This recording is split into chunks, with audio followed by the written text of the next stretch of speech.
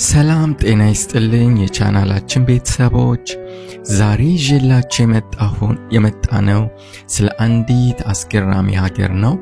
ይቺ ሀገር ለ6 ወር ጨለማ የሚሆንባት፣ በዓለም ላይ በደስታ አንደኛ የሆነች፣ ከሰዎች ጋር ከማውራት ይልቅ ከዛፍ ጋር ማውራት የሚቀላቸው ሀገር ናት።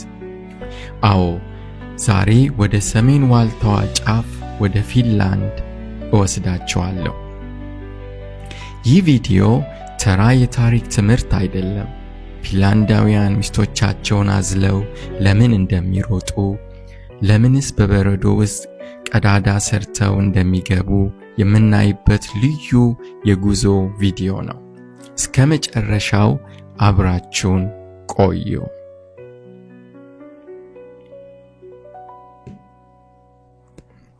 ለመሆኑ ፀሐይ ለወራት የማትወጣበት፣ ቅዝቃዜው አጥንትን በሚሰብርበትና የሰው ልጅ ድምፅ በማይሰማበት ጭር ባለ ስፍራ ላይ እንዴት ያለ ታምር ቢሆን ነው ዓለም ለተከታታይ 7 ዓመታት ደስተኛዋ የዓለማችን ሀገር ብሎ የመሰከረላት?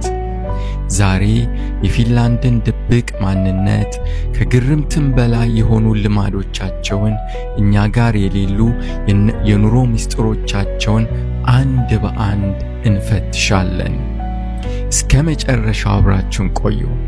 ምክንያቱም ፊንላንድ ውስጥ ፍቺን የሚያስወግድ፣ ቤተሰብን የሚያቀራርብ አንድ እንግዳ የመታጠቢያ ቤት ባህል አለ። እሱን መጨረሻ ላይ እነግራቸዋለሁ።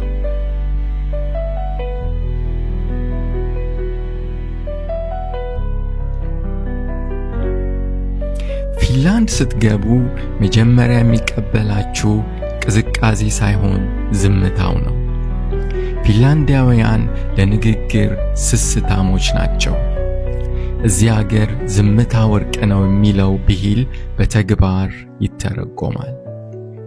ለምሳሌ አውቶቡስ ውስጥ አጠገብ የተቀመጠ አንድ ሰው እንዴት ነህ፣ ደህና ነህ ብሎ ማውራት ከጀመረ ወይ ሰክሯል ወይ ደግሞ የውጭ ሀገር ዜጋ ነው። አንድ የታወቀ ቀልድ አለ። 2 ፊንላንዳውያን ጓደኛሞች መጠጥ ቤት ተቀምጠዋል። አንደኛው ጤና ይስጥልኝ ይላል። ከግማሽ ሰዓት በኋላ ደግሞ እንዴት ነህ ብሎ ይጠይቀዋል። በዚህ ጊዜ ጓደኛው ተበሳጭቶ እዚህ የመጣነው ለመጠጣት ነው ወይስ ወሬ ለመፈተል አለው ይባላል። ይህ የሚያሳየው ለሌላ ሰው ያላቸውን ክብር እንጂ መጥፎነታቸውን አይደለም። ሌላውን ሰው ላለመረበሽ የግል ነፃነትን ወይም ፕራይቬሲን ለመጠበቅ ሲሉ ብቻ ነው ዝምታን የሚመርጡት።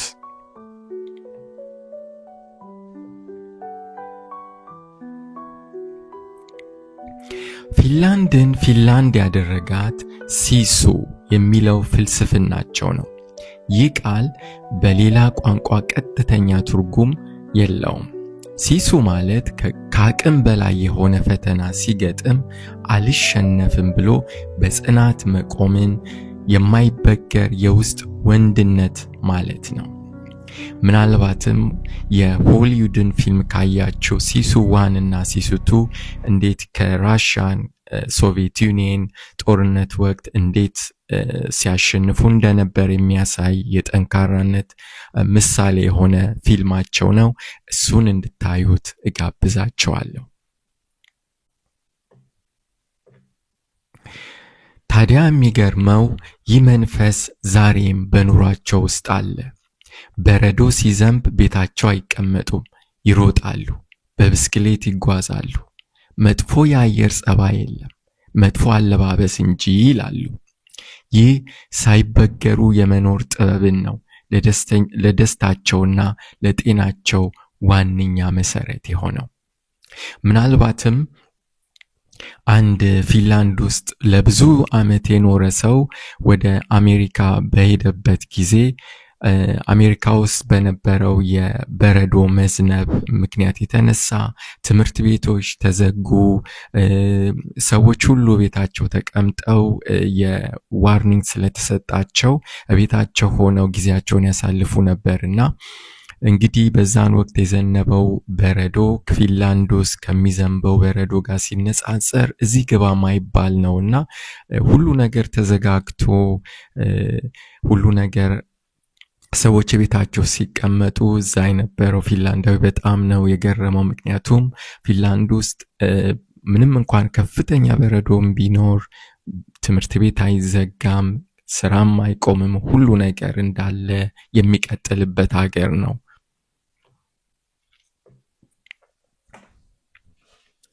አሁን ደግሞ ወደ ፊንላንዳዊ ሰሜናዊ ጫፍ ወደ ላፕላንድ ልውሰዳችሁ። እዚህ ቦታ ተፈጥሮ ሌላ ህግ ነው የምትከተለው። በአመት ውስጥ ለ6 ወራት ያህል የዋልታ ሌሊት ካሞስ የሚባል ክስተት ይከሰታል። ፀሐይ ጭራሽ አትወጣም። ቀኑም ሌሊቱም ድቅድቅ ጨለማ ነው። እስቲ አስቡት፣ ለ6 ወር ሙሉ ፀሐይን ሳታዩ መኖር፣ ድቅድቅ ጨለማ። ግን ፊንላንዳውያን በዚህ ጨለማ ውስጥ አይከፉም። ምክንያቱም ሰማይ ላይ ተፈጥሮ ሌላ ድግስ ትደግሳለች። እሱም አውራ ወይም የሰሜን ብርሃን ይባላል። ሰማዩ ልክ እንደ ሲኒማ ስክሪን በአረንጓዴ፣ በሐምራዊ፣ በደመቁ ቀለማት ሲጨፍር ማየት በቃላት የማይገለጽ ተአምር ነው። ፊንላንዳውያን ይህን ብርሃን የቀበሮ እሳት ይሉታል። አንድ አስማታዊ ቀበሮ በበረዶ ላይ ሲሮጥ ጭራውን ከበረዶ ጋር ተጋጭቶ የሚፈጠር ብልጭታ ነው ብለው ያምናሉ። ለመሆኑ የገና አባት ወይም ሳንታ ክላውስ የት ነው የሚኖረው? ብዙዎቻችሁ ይህን ታውቃላችሁ? ብዙዎቻችን ሰሜን ዋልታ እንላለን፣ ግን ትክክለኛው መልስ ፊንላንድ ነው። በላፕላንድ ውስጥ ሮቫናሚ የምትባል የሳንታ ክላውስ ይፋዊ መንደር አለች። እዚህ መንደር ውስጥ አመቱን ሙሉ ብታምኑም ባታምኑም ገና ነው። ሳንታ ክላውስ እዚህ ቦታ ቢሮ አለው። በዓለም ዙሪያ የሚመጡ ሕፃናት ደብዳቤ የሚቀበልበት የራሱ ፖስታ ቤትም አለው። የሚገርመው ግን ሳንታን የሚረዱት ሬንዲር የሚባሉት የዋልታ አጋዘኖች ናቸው። በፊንላንድ ሰሜናዊ ክፍል ከሰው ቁጥር ይልቅ የአጋዘን ቁጥር ይበልጣል። እነዚህ አጋዘኖች በነፃነት በበረዶ ላይ ሲንሸራሸሩ ማየት ልክ እንደ ተረት መጽሐፍ ነው።